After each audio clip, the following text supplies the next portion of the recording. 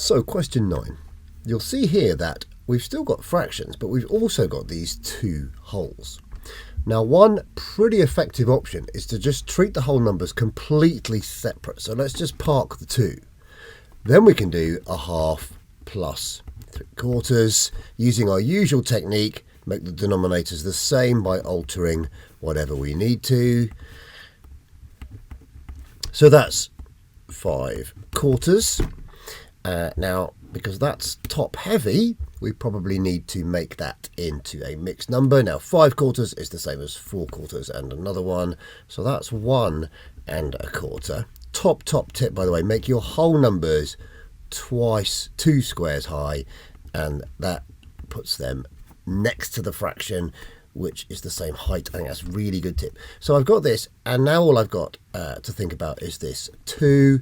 So if I think about my whole numbers separately, 2 wholes and 1 whole is 3 wholes and another quarter, giving me 3 wholes and 1/4.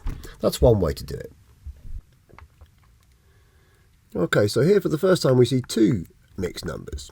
Now, my advice is, if you can, think of this as 2 separate things. So first of all, 3 minus 1 is 2. And then you've just got 2/5 minus 1/6, which if you check earlier videos, we've already found the LCM is 30, the lowest common multiple. So we changed 2/5 into 30ths. That was 12/30ths. And a 1/6 was 5/30ths. So we've got 2, and I could put plus signs in here. You remember, in a mixed number, you don't put a plus sign, but there is one there. And that gives us 2 wholes and 7/30ths. That's one way to do it. Another way to do it is to make both top heavy, which is fine if these numbers are quite small. If they're bigger, you probably want to do the method I'm recommending here. But for very small whole numbers, 3 2/5, that would be 3 lots of 5/5 and 2 more. That would be 17/5 minus, now 1 whole is 6/6 and another one is 7, minus 7/6. And just do the subtraction again, but that just means you get slightly larger numbers. This is going to get times 6 and this times 5. So whenever you can, treat the whole numbers separately, but if not, you've always got a top heavy method to go for. There's a nice mark for question 10. Now moving on to question 11. When we're multiplying and there's a mixed number, we literally have no choice. The rules say, here we go, we have to multiply 3/5 by, and then 2 2/3 has to become a top heavy fraction. Just as a recap, 2 wholes, that would be 3/3 and 3/3, so 6/3, and another 2/3 is 8/3. All right, so when you're multiplying, convert. That's the thing. Now, you might spot that their top and the bottom are going to divide by 3, so the answer is going to end up as 8/5, which is top heavy. But even if you don't, it's not a problem.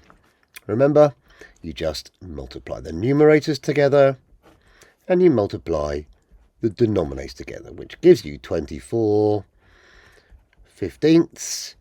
Now you can think, oh, hang on a second, what could I do here? I can see that 3 goes into both of these numbers.